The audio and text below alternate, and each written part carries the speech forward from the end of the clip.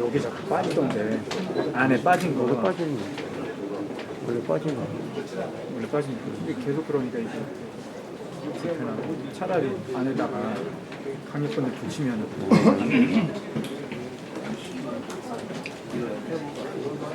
빠진 거 아니지 안에? 그 안에가 뭐가 왜냐면 오늘은 기자회견이 아닌 기자 간담회죠. 의자 좀 놓고 커피도 한잔 하고 좀 그렇게 좀 하고.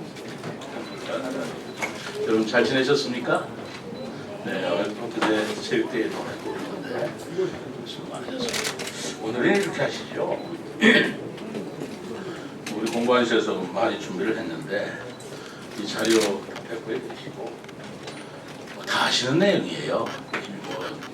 여러 번 발표가 있고 있기 때문에 새로운 내용은 없을 것 같은데 지난주에 우리 시로서 굉장히 의미 있는 행사 내진 일들이 있었잖아요.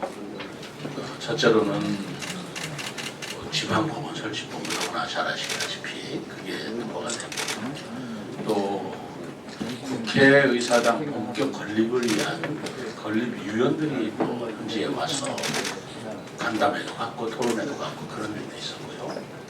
그리고 국무총리가 참석한 가운데 우리 세종 공동 캠퍼스 그리고 개교식도 열렸고 뭐 이러저러한 일이 정말 좋은 일이 많이 있었습니다.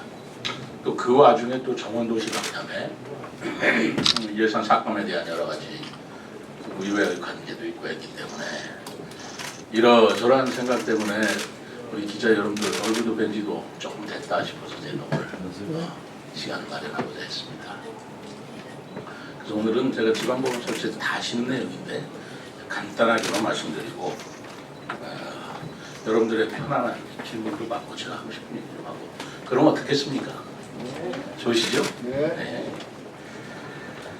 네, 지방법원 설치법은 사실 우리 시로서는 굉장히 의미가 있는 것입니다. 그걸 입법, 사법, 행정으로 이렇게 표현할 수도 있겠지만 입법, 행정, 그 국회의사당과 정부청사와 그리고 대통령 집무실 문제는 그건 국가적인 일이고요.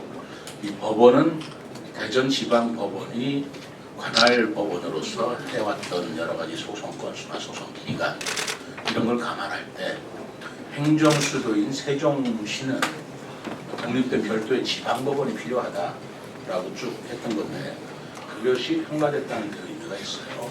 그런데 사실은 저는 그거보다는 사실 전국의 많은 도시에서 지방법원 설치해달라고 요구가 굉장히 많습니다. 요구만 있을 뿐만 아니라 이미 그렇게 해야 된다라고 인정이 되어서 법원 설치법이 국회 계류 중인 지역도 9개 지역이 넘습니다. 완동, 고양, 구미 뿐만 아니라 또 그 부산에서도 해사법원 뭐 이런 부분까지 합하면 법원이 어느 지역에 설치됨으로써 갖는 의미가 법적인 문제뿐만 아니라 경제적인 문제도 굉장히 크다. 또 시민들의 편의 문제도 굉장히 크다라는 걸로 해서 많은 도시가 그렇게 요청을 하고 법안이 계류 중에 있지만 법안만 9개가 법안이 계류 중에 있는데 세종시만 통과됐어요. 그러니까 다른 법원하고 같이 통과된 게 아니고 그거 딱 세종시만 찍어서 이번에 통과시킨 거라고 생각한다면 여러분들 이 의미를 어떻게 생기겠습니까? 그냥 지방법원 설치됐다, 세종시에도 왔다. 그것도 좋은 일이지만 다른 지역이 많은데도 불구하고 세종시를 특별하게 더 챙겼다라고 하는 말씀은 저는 그 부분에 굉장히 중점을 두고 싶은 거예요. 그래서 그 부분에 대해서 우리 언론 여러분들도 인식을 같이 해주시면 좋겠고요. 아시겠지만 지난번에도 그 21대 국회 마지막 법사위를 통과했고 본회의에 해야 될 일을 법사위 소위였나요? 법사위 전체 회의를 문턱을 못 주면서 매우 아쉬웠는데 그때 제가 법사위원장이나 여야 간사분들 다 만나서 비록 원구성이 달라지고 의원으로 바뀌지만 이거는 법사위 차원에서 제1 법안으로 통과시켜달라라고 말씀을 드리고 강력하게 말씀을 드렸죠. 그때 다들 그렇게 하겠냐고 약속을 했는데 원이 바뀌는 바람에 그 약속이 지켜질 수 있겠는가라는 생각이 조금 의구심을 가졌던 건 사실입니다. 그런데 강준현 의원이 법안을 다시 제출하고 그리고 김정민 의원도 자기 1호 공약으로 지방법 설치하겠다라고 약속을 하면서 여러 가지 노력을 기울였습니다. 누구의 작품이다 이거 따지는 것만큼 저는 유치한 게 없으리라고 봐요. 다 이만한 겁니다. 강준현 의원은 강준현 의원도 최선을 다하셨고 김정민 의원 나름대로 또 이적 국회의원으로서 기울일 노력을 다 기울였고 저는 저 또한 분야가 다르잖아요. 저는 법원 행정처 찾아가서 그 법원 행정처장만 하고 법사위 중에서도 우리 국민의힘 의원들 만나고 뭐 이런 각자가 치는 역할을 다 했기 때문에 이런 일들이 이루어졌고 언론 여러분들께서도 그런 언론 보도를 통해서 중앙에 우리 시민의 의사들이 다 전달된 거 아니겠어요? 그렇기 때문에 무슨 일을 이룬 걸 가지고 누구 공이다 우리가 더 애썼다 안 썼다 저는 그런 표현을 해본 적도 없고 다 같이 힘써서 잘 되었다 감사하다라는 말씀을 우선 드리고 싶습니다. 그리고 지금 법원 검찰 부지가 이 법원 설치법이라 지방법원 설치법이라고 그러지만 여기에 또 검찰청법에 의하면 검찰청도 들어오게 돼 있어요. 그러니까 지금 강곡동에 있는 법원검찰청 부지에 이 법원검찰청이 들었으면 그것도 법에 명기를 했잖아요. 2031년 3월 1일부터 운영되도록 해야 한다. 그러니까 그 전까지는 다 완비돼야 된다. 이거거든요. 그렇다면 우리는 확실한 로드맵도 있고 지역 주민들에도 희망이 막연한 게 아니죠. 분명한 것이고 하기 때문에 매우 고무적인 것도 있고 저는 그런 행정 편의적인 소송 편의적인 문제도 매우 크지만 우리 행정 수도로서의 독자성을 점점점 크게 인식해 주었다라는 의미도 크게 생기고 있고 세 번째는 경제적인 효과가 대단히 클 것이다라고 보고 있어요. 그렇지 않나요? 지금 방곡동 지편동 일대가 사실 상가공시 굉장히 많은 지역입니다. 거기에 이 법원 검찰이 들어선다는 것이 알려지면서 아무래도 거기에 변호사 사무실도 생겨야 되는 거고요. 뭐 회계사, 세무사, 변리사, 법무사 사무실들이 각각 있어야 되지 않겠어요? 그럼 그분들이 입지하면 거기 음식점이나 여러 가지 지역 상가도 활성화될 것이고 하는 의미가 굉장히 크다라는 생각을 가지고 있습니다. 혹시 이 부분에 대해서 제가 설명한 거 이외에 다 알고 계시는 내용이겠지만 보충한 설명 이외에 또 궁금한 점이 있으시거나 질문 있으신가요? 법원 설치에 대해서?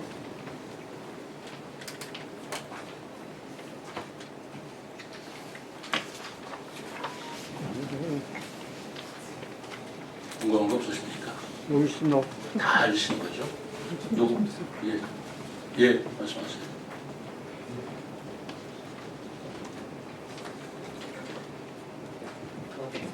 예, OTN 이모정 기자입니다. 물론 그 상가 조성이라든가 이런 거 활성화 측면도 말씀하셨는데요. 또 인구가 많고 이렇게 또 상가 조성되다 보면 주변 환경이 그 경관도 좋아야 되고 또 가서 즐길 수 있는 장소도 많은 필요할 것 같은데 실제 합강 그 주변에 가면 많은 것을 개발해야 되는데 아직까지 개발 안 되는 지역이 많거든요. 이런 기회에 주변의 관광 활성화 측면으로 추진 계획이 있으시면 말씀 좀 부탁드립니다. 법원 설치됐다고 해서 그거를 위해서 특별히 무엇을 더 설치하고 한다기보다는 전반적으로 우리 세종시는 다른 지역과 달라서 인구가 늘어나는 지역입니다.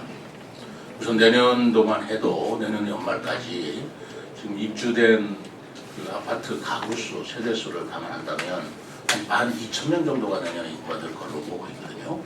지금은 39만 한 3천만 명인데 내년도 3, 4월이면 늦어도 40만을 넘어설 걸로 보고 있고 인구가 많이 늘면 늘수록 거기에 따른 여러 가지 부대 그런 시설이나 그런 즐길거리라든가 하는 것은 뭐 당연하게 해야 되는 것이죠. 연차적으로 계속 확충해 나가도록 그렇게 할 것입니다. 정원도시 박람회도 그런 취지에서 하는 거 아니겠습니까? 네. 네. 세종시민 인상님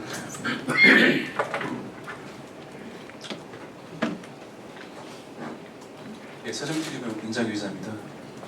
법원 설치 때문에 이제 세종시의 법조시장이 열릴 것 같습니다. 그렇죠. 최민우 시장님께서는 계속 경제시장님을 이제 주장하고 계셨는데 법조시장도 열리고 그리고 이제 국제정부도시 박람회도 결국은 관광시장 그러니까 경제와 또 이제 화해 농업도 그렇고 지역경제 산업을 활성화시키는 차원이지 않습니까? 결국은 그것도 경제라는 차원에서는 맞는 이제 같은 맥락을 같이 가고 있는데 지금 수도권 지역에서는 사실 경기도 고양과 안산에서 지금 경제 자유구역 관련돼 있는 추진을 열심히 하고 있습니다. 최민호 시장님도 지금 공약한 바도 있었지만 지금 경제 자유구역 관련해 가지고 하고 있는데 그건 사실 기업 유치와 산업 유치 이거 육성에 있어서 굉장히 중요한 거라고 봅니다. 최민호 시장님께서 지금 이제 후반기 관련해 가지고 경제 자유구역 관련돼 있는 추진 현황과 앞으로 계획에 대해서 말씀해 주시면 감사하겠습니다. 지금 계속 추진하고 있습니다. 우리가 대전 세종 경제 자유구역 지정 이 문제는 대전하고도 하고 있고요. 지금 우리가 세 군데인데 그건 산자부하고도 계속 협의하고 있고 내년 초쯤 신청을 하나요? 그렇다면 이게 세종 것만 한다면 좀 빨랐을 텐데 대전 세종하고 같이 하는 부분이 있어서 경제 자유구역 지정은 지금 추진하고 있고 될 것이라고.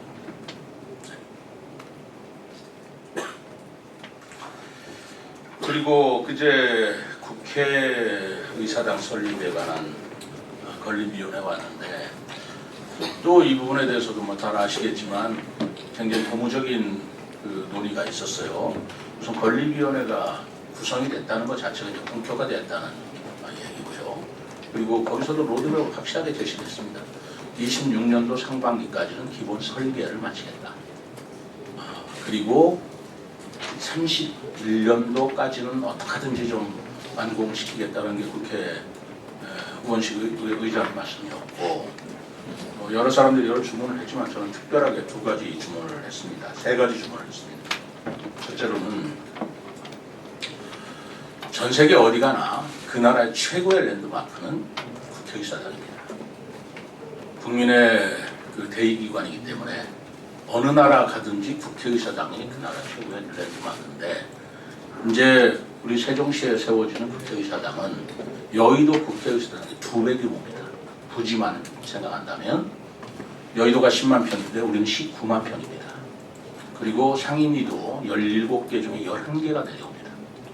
그렇다면 거의 3분의 2 정도가 우리 세종시에 자리 잡게 되는 국회의사당을 짓는 건데 그것을 세계적인 랜드마크로 지어질 수 있도록 그 건축미의 예술성이나 기능성이나 이런 걸 최선의 노력을 기울여달라 그런 얘기를 했고 그 부분에 대해서는 전부 다 공감을 했습니다. 그렇잖아요. 이 건물이 하나 지어지면 1, 2년 가는 게 아니잖아요. 100년, 200년 갈 수 있는 의사당이고 그것이 대한민국의 말하자면 수준 그리고 자신감을 내보일 수 있는 그런 건축물이 되어야 된다라는 생각의 변함이었고요. 그렇게 되면 대통령 집무실과 국회의사당, 대통령 집무실은 그보다 빨리 저는 들었을 거라고 봅니다. 대통령 집무실과 국회의사당이 오면 2003년도 우리가 헌법재판소의 결정에 따라 국가원수와 국민의 대의기관인 국회가 있는 도시가 수도라고 명확하게 정의되어 있는 만큼 대통령 집무실이 와 있고 국회의사당이 온다면 이제 수도로서의 지위를 분명하게 해달라. 그것을 헌법 개정을 해야 될지 안 해도 될지는 별론으로 치겠다. 그러나 헌법상의 수도라는 지위를 명확하게 해줬으면 좋겠다. 라는 주문을 했고 거기에도 다들 공감을 많이 하셨습니다. 그리고 세 번째는 그렇게 됐을 때 이제까지 행정중심 복합도시 세종시에 행정의 내용도 바뀌게 되기 때문에 세종시 특례법을 저희들이 마련해서 제출할 것이다. 그 부분도 국회에서 심도 있게 논의해주고 통과될 수 있도록 도와달라. 그 세 가지 주문을 했습니다. 뭐 합당한 주문이고 또 누구든지 공감할 수 있는 내용이기 때문에 저는 그 세 가지를 특별히 강조했다는 말씀을 드리고요.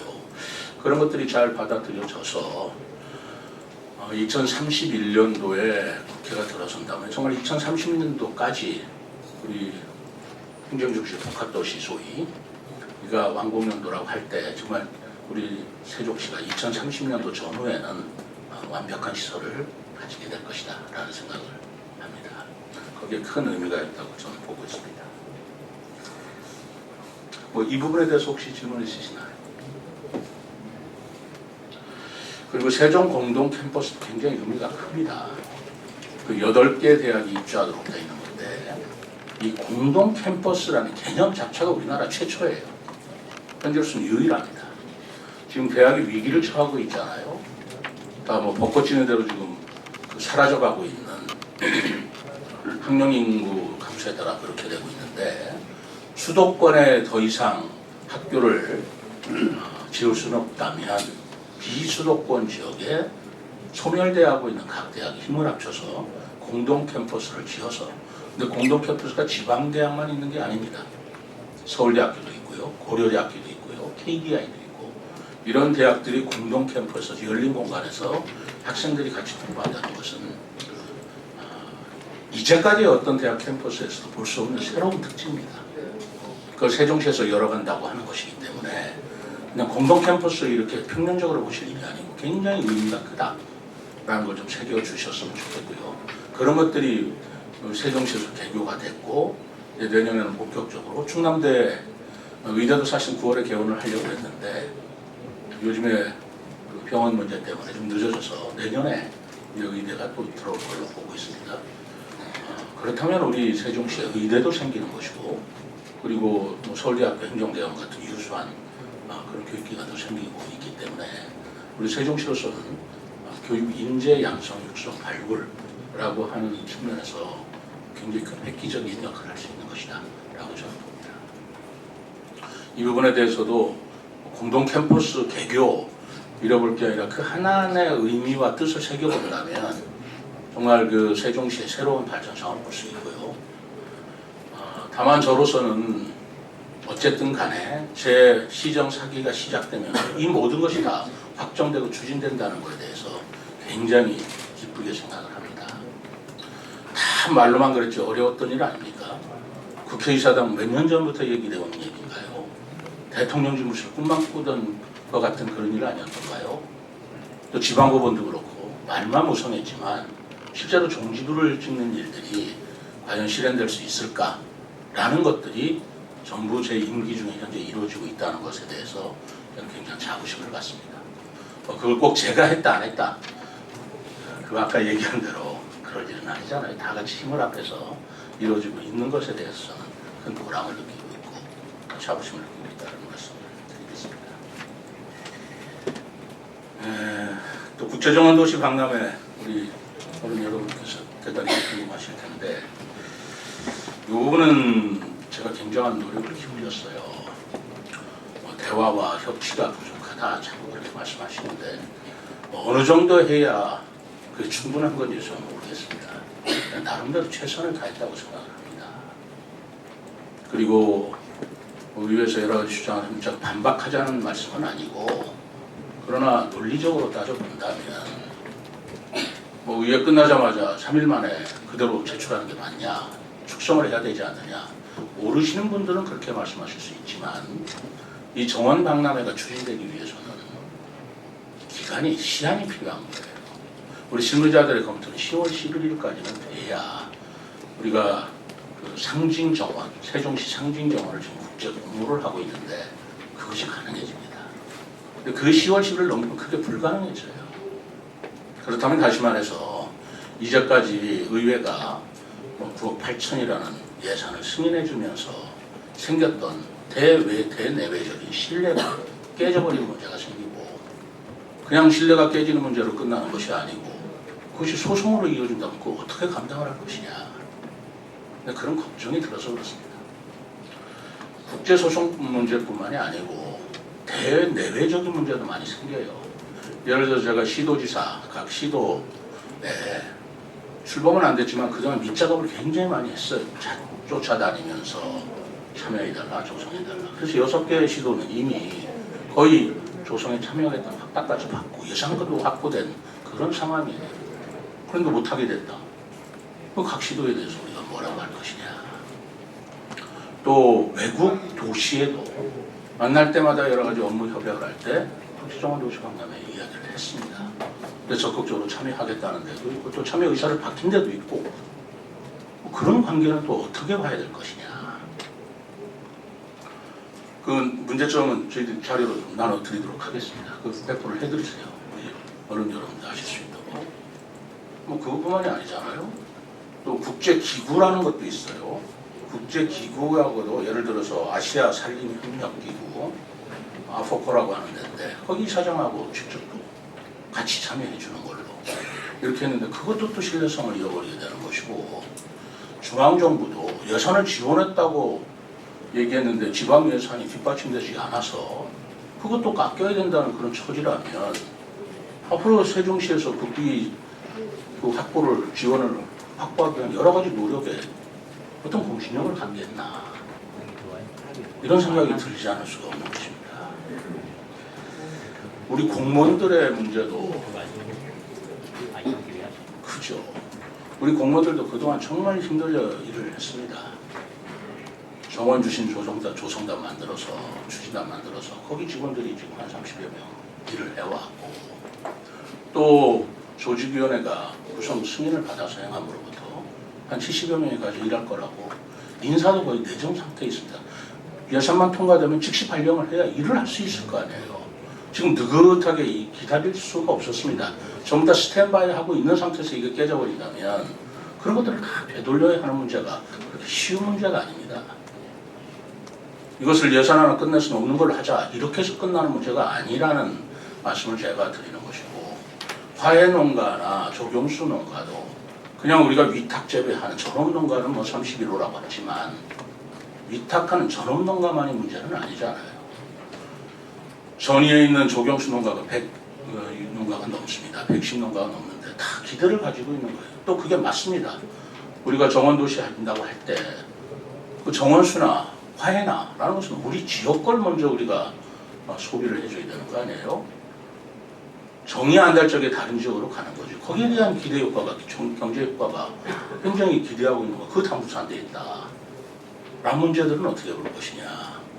할 때 공무원에 대한 문제, 화훼농가, 맥농가의 문제뿐만이 아니에요. 소상공인들. 45일 동안 189만의 관광객이 왔을 때 거기서 벌어질 수 있는 기대 효과, 경제적인 수익, 간접 효과 이런 것들을 눈에 보이지 않는다고 해서 없다고 생각하실 일은 아니잖아요.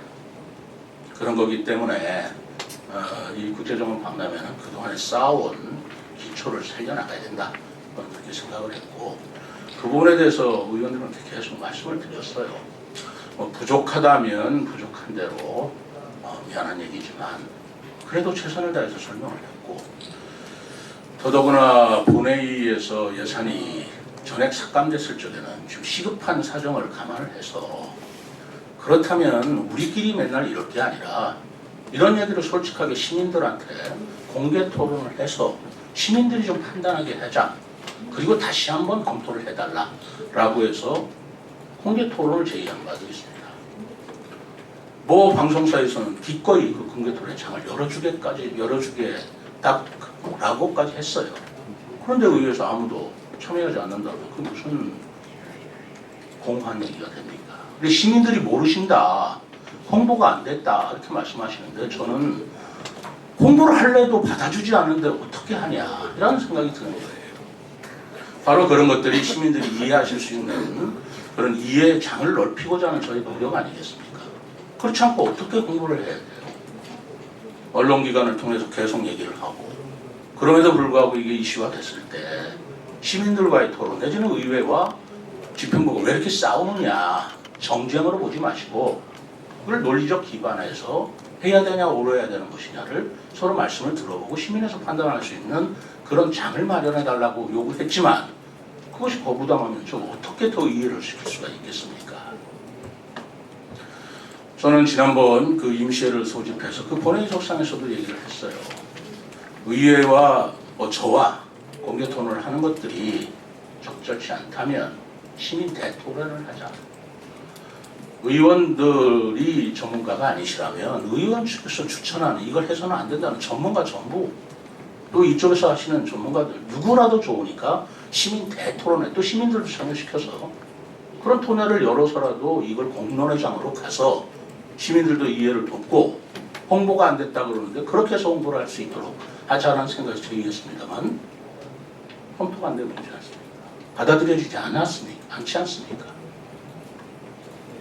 그런 상황에서 홍보를 못했다, 안 했다, 이해가 부족했다 이런 얘기를 일방적으로 듣기라는 것은 저로서는 참 마음이 안타깝습니다.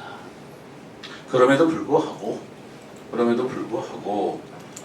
우리 공무원들이 계속 시의원님들하고 이해시키고 설득시키는 노력을 하고 있다는 말씀을 드리고 갑자기 한 것은 아까 시한 때문에 그런 거고요. 조금이라도 깎아서 해야 될 거 아니냐라고 말씀을 쉽게 하시는데 의회에서 이 비목이 문제다 저 비목이 문제다 그러니 다시 해와라고 했으면 그렇게 했을 겁니다. 근데 경제성이 없고 시급성이 없고 실효성이 없으니 안 된다. 전액삭감이다. 그럼 제가 뭐라고 의회를 제출하겠습니까? 전액삭감이라면 전액에 대해서 다시 검토해달라. 실효성의 근본적인 문제다. 라고 해서 전액을 넣을 수밖에 없었다고. 어떤 걸 깎아야 되겠어요? 그래서 그때 전액삭감에 대한 재논의를 하면서 그러면서 깎는 것이 일단 받아들이겠다라고 했던 것입니다. 다행히 그때 그 상임위원회에서는 부결된 예산안이었지만 제가 예결위 위원들하고 허심탄회하고 저하고 얘기 좀 하자라고 해서 얘기를 해서 비공개로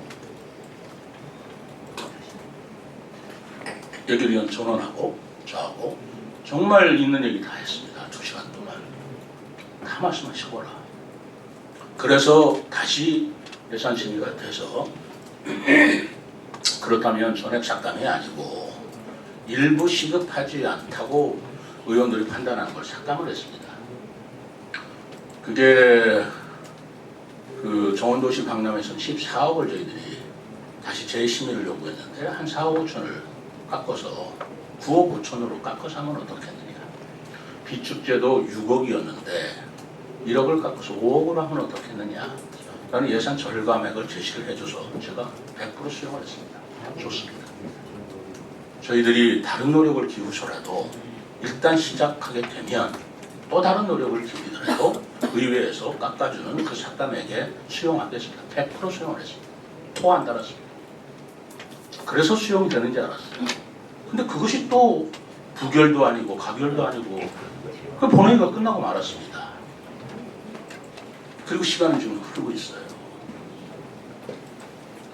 그러니 양쪽 얘기 중에 제 심정을 여러분들께 조금 이해해 주신다면 이건 다시 논의할 수 있는 가치가 있고 이미 그 의회에서도 제시한 삭감액이 있기 때문에 그걸 통과하면 이의가 없다는 것입니다. 이 부분은 또 우리 시의원들하고만 얘기될 게 아니라 우리 시의 중요한 결정 사항이기 때문에 우리 지역 국회의원들하고 대화가 돼야 되겠다라는 생각을 해서 어제 체육대회 일부 행사가 끝나고 제가 김정민 의원하고 강준 의원 두 분께 우리끼리 차담회라도 합시다 해서 시간을 또 가졌습니다. 한 3, 40분 시간을 갖고 제가 있는 얘기를 다 했어요. 이게 중단됐을 때의 문제점도 얘기하고 그러니 이 부분은 시의원들하고 좀 당 차원에서라도 협조를 해달라. 이게 중단되면 문제가 크다 생각보다 그런 얘기를 충분히 드렸고 그래서 강준혜 의원들하고 한번 논의해보겠다고 했고요. 김정민 의원은 자기도 노력해보겠다 그런 얘기를 해서 지금 좀 바람직한 방향으로 좀 기다리고 있습니다. 솔직히 말해서 저는 어떻게 더 해야 되나라는 생각이 좀 들기는 합니다. 거기에 오늘 아침에 보니까 제 대전에서 제가 그 지난주에 대전에 가서 세종시를 정원도시로 가꾸겠다. 풍요로운 세종, 품격 있는 시민 해서 제가 강의를 했거든요. 그래서 정원도시를 가꾸겠다, 정원도시 박람회도 하겠다라는 것을 소개를 했습니다. 오늘 아침에 그 언론 보셨나요? 대전에서는 무려 1,780억을 들여서 정원도시 만들겠다. 그리고 31년도 30년 국가정원을 만들겠다라고 발표를 했더라고요. 그 언론에 게재가 됐는데 제가 그 기사를 읽는 저로서는 그런 제안이나 발상은 제가 제일 먼저 했다. 대한민국에서 제일 먼저 했다. 정원도시라는 말도 뭐 다른 분들 썼겠지만 저는 제 때는 제가 먼저 쓴 걸로 알고 있고 그리고 정원도시 박람회라는 것도 시에서 벌써 제가 취임하면서 그건 제 공약사항이기도 하잖아요. 비담당 프로젝트 중 하나잖아요. 공약상으로 추진되는 건데 다른 시에서는 막 시작하겠다고 하는 걸 우리 3년 전부터 시작했다. 한 발짝도 못 나가고 있다. 제가 그 기사를 자세히 보니까 대전시에서는 어떻게 판단했냐면 정원도시로서의 잠재력은 이미 충분히 입증되었다라고 기사에 나와 있더라고요. 순천 박람회를 통해서. 그건 앞으로의 우리의 추세라고 다 보고 있는 거예요. 울산도 그렇고 태안도 그렇고. 근데 유독 왜 가장 좋은 정원도시로서 여건을 가지고 있는 세종시에서는 그게 의미가 없다. 왜 하느냐? 라고 판단하는 것이 어떻게 받아들여지겠냐라는 것입니다. 더더구나 대전에서 하는 대전 국가정원 지정하겠다고 하는 것도 우리가 이미 다 발표가 된 것이고 우리는 이미 그러한 경제성이나 실효성 문제에 대해서 전문가 집단의 충분한 심사를 받았습니다. 검증을 받았습니다. 대외경제정책연구원의 심사를 받았고 기재부의 승인심사를 받았고 행안부의 중앙투자심사위원회 심사를 받았고 조직위원회 조직에 대한 승인을 받았고 이미 중앙에서 검토할 만큼 검토하고 해서 승인된 것인데 그럼 어떤 전문가들의 검증이 더 필요한 것이겠어요. 그렇기 때문에 이 부분은 저는 어떻게 하든지 통과시켜 주시기를 바라고 있습니다. 언론인 여러분들께서도 정말 좀 이해하시고 좀 설득해 주셨으면 정말 고맙겠습니다. 난관자적 입장에서 볼 일이 아니라고 저는 생각합니다. 국제정원도시 박람회에서는 그런 문제가 있고 사실 뭐 그동안에 뭐 Q&A나 뭐 이런 홍보 자료가 충분치 하지 않았느냐라고도 말씀들 되시는데 뭐 그 부분이 충분하지 못한 점이 있다면 그거는 유감스럽게 생각을 합니다. 그런데 한번 생각을 해보십시오. 그런 거 하자고 조직위원회를 만드는 거잖아요. 시민들에 대한 홍보를 하자고 홍보팀도 만들고 하는 건데 만들어지지 않은 상태에서 홍보가 왜 안 되느냐라고 하면 어떻게 하겠어요? 조직위원회가 보다 일찍이 구성이 될 수만 있었더라면 홍보나 이런 섭외나 이런 것들도 충분히 더 빨리 이루어지고 더 광범위하게 됐을 겁니다.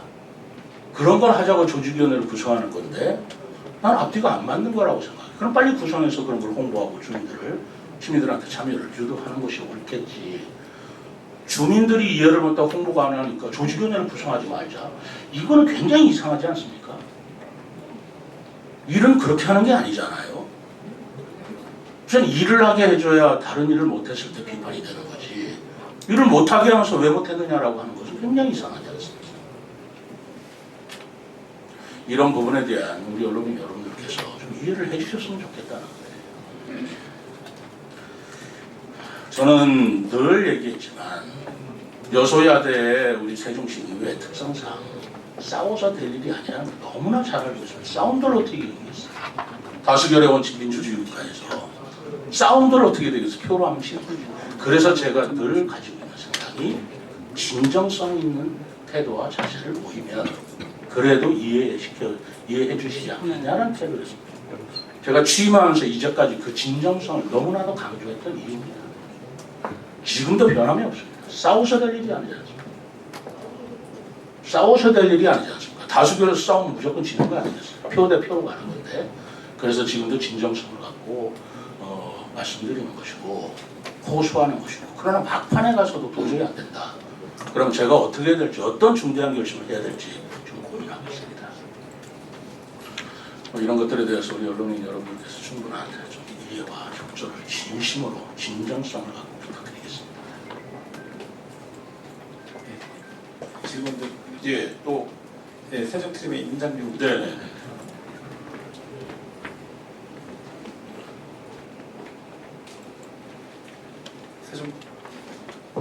세종TV 인장규 기자입니다. 세종시의원들 여야 몇 분과 대화를 좀 나눠봤습니다. 분들이 이제 얘기하는 거를 전제하에서 말씀드리겠습니다. 전원번에도 말씀을 드렸지만 결국은 이제 세종시위에서도 하나의 변동사항이 없이 넘어와가지고 그걸 했다는 명분이 있지 않을까 그 근거를 두지 않았습니까? 세종시의원들 여에 한 3명 정도 이제 접촉을 해가지고 여쭤봤고 그랬는데 결국은 지금 현재 흐름상 저번에 말씀드렸던 탄소 중립이라는 지금 거대한 흐름을 가지고 만약에 리패키징을 다시 해가지고 이제 진행을 하겠다고 한다면 어떻게 될 게 아니니까 일단 수국이 이야기를 하더라고요. 그러니까 이 탄소 중립이라는 단어 또는 이 트렌드에는 사실 여야가 없습니다. 전 세계적인 트렌드이기 때문에 이 탄소 중립 관련돼 있는 정책을 구조정원 도시 박람회 추진적 방향과 그 브랜딩 또는 이런 전략으로서 좀 크게 이렇게 끌어당길 의향이 없으신지 다시 한번 좀 지난번에도 말씀하셨잖아요. 그 맞습니다. 그 탄소 중립을 위해서 박람회를 한다라고까지는 우리가 말씀드릴 수 없지만 박람회를 통해서 얻을 수 있는 기대 효과 중에 치유의 능력 그리고 탄소 중립이라는 개념. 탄소 중립은 이것만 한다고 되는 게 아니잖아요. 제가 이응 패스를 하는 것도 탄소 중립에 기여할 것이고 그리고 여러 가지 환경 정책들을 거기에 맞춰서 세우고 있습니다. 정원 도시 박람회도 정원을 점점 늘림으로써 탄소 중립이 달성될 수 있을 것이다.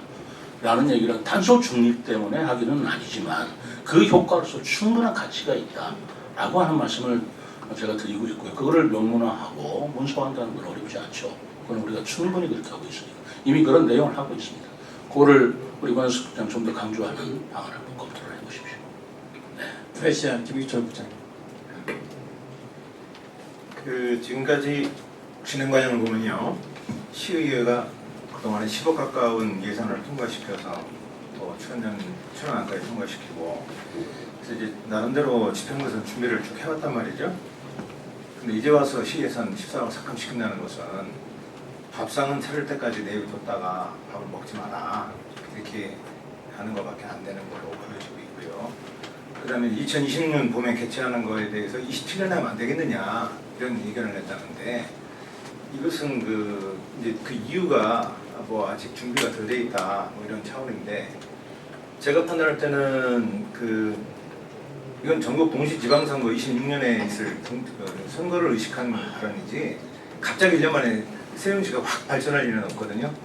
지방선거 확 늘어난다든가 그렇다면은 이거는 시의회에서 딴지월기라고 있는 상황으로 보여지고 있고요.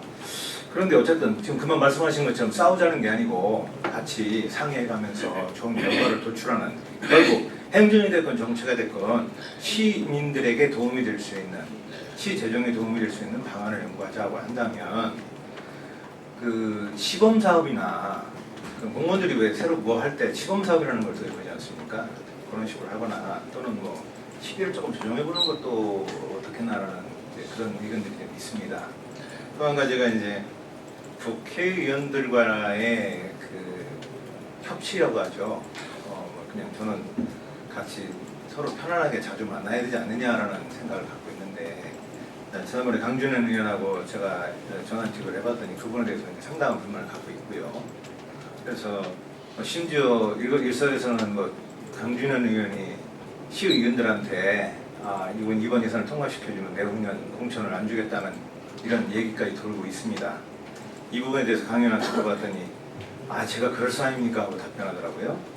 네, 이제 어쨌든 그런 얘기가 나오는 것이 좋지는 않은 것 같은데 이런 부분에서 좀 봤을 때 시장님께서 지금 보면은 좀 다른 얘기입니다만 순천만 국가정원이라든가 또는 한평 나비축제라든가 이런 걸 쭉 보면 어쨌든 그 지역에 먹거리를 만들어주는 또 알리는 이런 효과를 낼 수 있는데 결국은 우리 세종시가 추진하고 있는 도시정원 박람회, 정원도시 박람회도 결국은 국가정원으로까지 갈 수 있다라는 그 전제하에 추진되는 걸 알고 있고요. 그렇게 보면은 아까 제가 중간에 조금 말씀드렸습니다만은 시기를 조정한다든가 시범사업으로 변형한다든가 그런 식으로 약간 변형을 주는 방법은 또 어떨까 생각해봅니다. 지난번에 우리 강준호 의원하고 김정민 의원하고 체육 때 끝나고 이제 여러 가지 얘기 나누는 과정에서 또 이 문제도 좀 거론이 됐어요. 하필이면 왜 지방선거가 있는 4월에 하느냐. 그렇다면 결국 선거가 시장한테 유리해지는 거 아니겠냐라는 생각도 가질 수가 있다. 그런 얘기도 일부 나왔어요. 그래서 저도 그랬습니다. 그럼 27년은 총선 없냐? 28년은 대통령 선거 없냐? 29년 하루에 하나 빼고 30년대는 또 지방선거 있습니다. 그럼 지방선거 선거 있을 때 행사를 못한다면 언제 해야 되겠어요? 그래서 선거가 있기 때문에 못한다. 이것은 어느 지역에서도 그렇게 그거를 내세울 수는 없는 것이고 다만 그렇게 생각하시는 부분이 계시다면 이게 이제 성공된다는 전제겠죠. 정원 도시 박람회가 성공된다면 그 과실을 마치 시장이나 정치적으로 어느 특정 당이 뭐 독점한다 안 해주는 수혜를 받는다라고 한다면 그건 그럴 일이 아니다. 의원님 여러분들 제가 전부 다 조직위원회를 모시겠습니다. 그리고 이미 그렇게 갖고 있어요, 의견을. 그리고 두 국회의원 여러분들도 조직위원회 의미 있는 자리를 필요하시다고 저희들이 같이 모시고 이건 같이 해야 할 일이지 시장이 혼자 할 일이고 무슨 특정 정당이 할 수 있는 일이 아니잖아요. 그러니까 바로 의회에서 추천하시는 분이 있으면 그분을 모셔서 같이 일을 하고 해서 이거는 어떻게 하든지 성공하기 위해서 뭐 저는 통합을 해서 누구든지 참여하는 그 장을 펼쳐나가자는 게 제 생각이지 누구는 배제하고 혼자 싸대서 그거를 성공 그런 생각을 할 리가 있겠습니까? 시장으로서 저는 그런 생각 꿈에도 꾸어본 적이 없어요. 조직위원회를 해주면 바로 조직위원회 누구든지 시민단체 누구든지 참여할 수 있도록 길을 열어주고 우리 시민의 모든 역량을 결집해서 이걸 성공시켜야지 그럴 일은 아니다라는 생각하고요. 시기 조정하는 건 지금 말씀드린 대로 그럼 27년에 하면 문제가 없냐. 더더구나 유대회가 있는데 어떡할 거냐. 28년은 대선이 있다. 또 어떡할 거냐. 그럼 29년에 하겠다면 30년에 하겠다. 그건 제가 할 수 있는 얘기는 또 아니잖아요. 제 임기가 26년. 그리고 이건 제 공약 사업입니다. 정원도시 박람회를 하겠다라고 똑 떨어져 얘기는 안 했지만 비단강 금빛 프로젝트 내 사업의 사업으로 지금 분류가 돼서 핵심 과제로 추진하고 있습니다. 그러면 제 공약사항을 보고 저를 시민들이 선택하실 수도 있는 거 아니에요. 그런 공약이 있어서 얼마나 저한테 표를 주셨는지는 모르지만 우리 시민의 의사는 그렇게 가볍게 우리가 여기서는 안 된다고 생각합니다. 그래서 공약상은 지켜야 하는 게 원칙입니다. 그리고 지키도록 해줘야 저를 위해서가 아니라 시민들한테 부응하고 보답하는 길이라고 저는 생각하고 있습니다. 근데 핵심 공약인 정원도시 박람회하고 비축제를 전액을 삭감하고 사업을 하지 말라는 거잖아요. 그럼 시민들에 대한 신뢰나 또 시민들이 저를 보고 찍어준 그분들에 대한 기대치는 어떻게 충족을 하겠습니까? 그렇게 생각을 할 때 시기 조정하는 건 문제가 없어요. 그러나 어느 시기를 해도 문제가 있다는 것이죠. 뭐 26년도 그럼 가을에 하면 어떠냐. 그것도 가을에 할 것이냐 봄에 할 것이냐도 면밀하게 검토를 했어요. 그런데 최적기는 우리가 하는 게 목적이 아니고 성공해야 되잖아요. 많은 인원이 와야 되잖아요. 그리고 강수량이나 강우량이나 그 관광객들의 움직임 이런 것들을 종합적으로 과학적으로 평가해서 날짜까지 정했습니다. 강수 확률까지도 다 감안을 해서 4월 25일인가 이렇게 정하는 거예요. 그거를 정치적인 이유로 4월이 안 되니까 8월에 하자, 내지는 10월에 하자 이렇게 결정해서 그게 될 일이냐는 거죠. 가장 적은 비용으로 가장 효과를 올릴 수 있는 시기를 선택해야 되는 것이지 정치적인 이유 때문에 4월은 그런 문제가 있기 때문에 뭐 10월에 하자 11월에 하자 이렇게 우리나라 그렇게 주먹국으로 행정을 할 그런 나라도 아니고 그런 시대가 아니지 않습니까? 그렇습니다.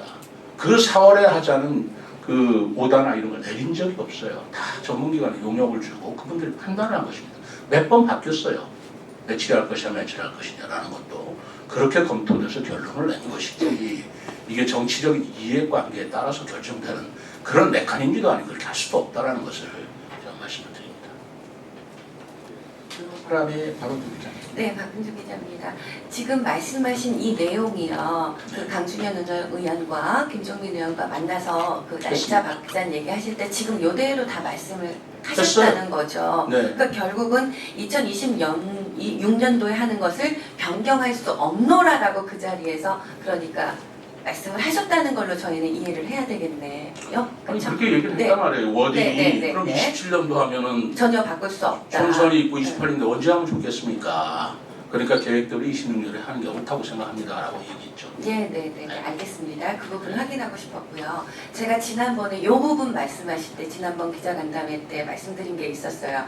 사람이 하는 일일진데 감정을 빼놓을 수가 없을 거다. 이 부분을 말씀드린 게 있는데요. 그 이후에 그 임시 시작하는 날 저는 다른 분은 어떻는지 모르지만 저는 거의 사진 찍으러 갔다가 제 표현으로 기함을 했습니다. 이거 큰일 나겠다. 그 기함이 뭐였냐면은요. 누가 봐도 이거는 정치성을 띈 사람이 와 있네.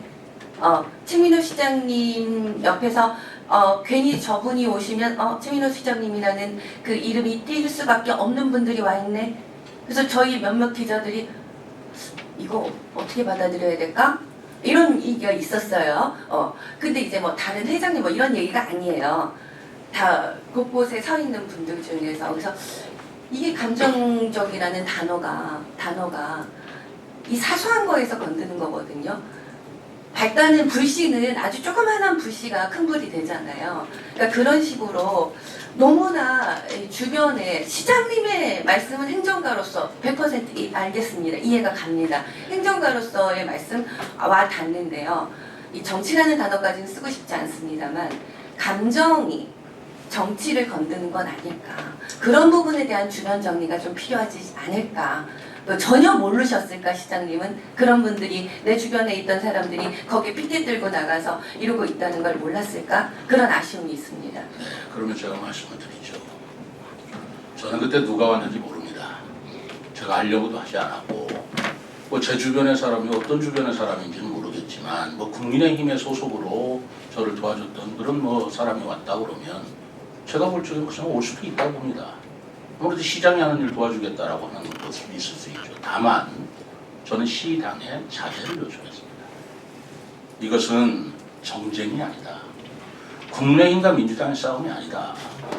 이것은 시민들의 약속이고 시민들의 정책이기 때문에 너무 정치권이 나서지 말아달라고 얘기를 했어요. 오히려 시당에서는 솔직하게 말씀드릴게요. 왜 그런 걸 우리한테 알려주지도 않느냐. 제가 그래서 얘기했습니다. 시당을 동원하거나 정치권이 정면에 안 나서줬으면 좋겠다. 정쟁으로 저는 몰아갈 생각이 없어요. 그게 무슨 감정이라는 표현을 어떻게 보실지는 모르겠지만 그러나 저는 정쟁이라는 표현을 쓰고 싶지 않고 또 정쟁으로 몰아가서도 안 됩니다. 저는 그렇게 생각하고 있어서 뭐 감정이 개입되지 않을 수 없다. 그러나 감정도 있을 수 있지만 억제해야죠. 자, 본회의에서 제가 질문하고 한 거 여러분들 기억하실 거 아니겠습니까? 임시회 예산을 깎지 않고 그대로 3일 만에 했다는 거 저한테 사과하라고 하더라고요. 그래서 제가 발언기회를 달라 거부당했습니다. 뭐 규칙상 안 된다고 그래서 거기에서는 제가 의회를 존중하는 마음에서 갔지만 정확히 얘기하면 규칙상 안 되는 게 아니에요. 미리 의장한테 발언 신청하는 의장의 허가를 발언할 수 있습니다. 미리라는 시점이 하루 전이나 이틀 전이나 바로 발언하기 직전이냐라는 해석의 여지가 있어요. 근데 규칙상 안 된다. 시장은 발언할 수 없다. 그건 아닙니다. 그러나 그것도 제가 이제 뭐 이제까지 얘기한 바가 없어요. 자꾸 이걸 감정이나 그런 대립으로 몰고 가고 싶지 않기 때문에 그렇습니다. 언론이 여러분께서도 이거를 이렇게 정치적인 거나 감정을 내세우지 않고 제가 한번 보십시오. SNS에 제가 월요 이야기라는 직원들한테는 보내지만 제 SNS에 이 사건에 대해서 얘기하는 거 어울리지 않습니다. 감정을 북돋을 거가 그러는 거예요. 전달하고 싶은 말이 없고 알려주고 싶지 않겠습니까? 그러나 그렇게 해서 감정의 대립이 격화돼서 좋을 게 없다. 일은 해야 되는 것이다. 라는 생각 때문에 그렇게 하고 있는 것입니다. 그 심정을 이해해 주시고 그리고 그 입장을 좀 이해해 주셨으면 좋겠어요. 제가 명색에 공직을 30여 년간을 했고 저도 정무직, 저도 차관급이라고 하는 그 정무직 자리를 3번이나 한 사람이에요. 기관장도 했습니다. 제가 왜 이런 거 저런 거 살피지 않을 것이며 그리고 국회든 의회든 제가 왜 상대를 안 해봤고 의원들의 심정을 이해 못하겠습니까? 그럼에도 불구하고 지역은 그리고 기관은 책임 있게 나가야 되기 때문에 감정을 죽이고 표현을 죽이고 하는 건 제 편이 훨씬 더 강할 겁니다. 제가 강한 표현을 쓰던가요? 제가 감정을 내서 누구 욕하는 거 있던가요? 그렇지 않지 않습니까? 그러니까 1대1로 그렇게 보실 일은 아니고요. 저는 적어도 시장으로서 해야 할 중량감 있고 책임감 있고 감정에 휩싸이지 않는 그런 자세로 대하고자 합니다. 그게 저는 진정성이라고 봅니다. 그렇게 이해해 주시면 고맙겠습니다. 자, 시간 관계상 한두 분만 질문 받도록 하겠습니다. 저도 시장님 말씀처럼 사실 전원 삭감에 대한 그 부분은 문제가 있다고 생각을 하는데 지금 시장님은 계속 추경을 쌓아서 될 일이 아니다. 그리고 진정성을 갖고 설득을 해야 된다 말씀을 하시지만 지금 시의회 같은 경우는 계속 뭔가 시장님께서 외곽으로 자극을 하고 있다 이런 의견들이 있습니다. 우선 의회에서 비난하는 부분은 지금 현재 현수막이 걸려 있고 그리고 시 집행부 주도의 서명을 받으려고 시도를 했었고 근데 그 이후에 어쨌든 시장님의 주변인들이 지금 진행하고 있는 시민 서명을 지금 진행을 하고 있고 이런 문제들에 대한 그 감정적인 대립을 계속 만들어가고 있는 것은 시장님이라는 의견을 의회는 얘기를 하고 있는데 저는 어찌됐든 정원 박람회나 지금 비축제 같은 경우는 첫 단추가 되게 잘못됐다는 생각을 기자로서 보고 있는데요. 이응패스 같은 경우는 문제가 있었지만 집행부가 하나하나 의원들을 찾아다니면서 어쨌든 설득을 했기 때문에 그 예산이 통과가 됐다고 저는 보고 있기 때문에 조금 더 시장님이 한 분 한 분 좀 찾아가서 진정성 있게 좀 설득을 하시는 작업이 오히려 더 좋지 않을까 하는 생각을 하고 있거든요. 얼마든지 하겠습니다. 얼마든지 하고 연락도 드려요. 전화를 안 받으면 어떡합니까? 아니 오늘부터도 할 거예요. 그리고 아까 우리 시가 주관해서 뭐 현수막이다 그렇지 않습니다. 자 이렇게 얘기를 하십시오. 솔직하게 얘기를 하십시오. 화해농가에서 저를 불렀습니다. 갔습니다. 자기들 어려운 문제를 얘기합니다. 그러면 저로서는 맞습니다. 정원박람회 해야 됩니다. 그러니 여러분들께서 힘을 합해서 도와주십시오. 라고 하지. 그럼 여러분들 나서지 마십시오. 라고 하겠습니까? 어떻게 하든지 화해농가가 피해가 있다면 저도 그분들을 위해서 노력할 것이고 여러분들도 같이 노력합시다. 라고 할 때 그분들이 서명도 하고 그 플래카드도 걸고 하는 거 제가 알고 있지만 그걸 그러면 저로서는 감정상할 하지 말라고 해야 어떻겠습니까? 그거는 아니잖아요.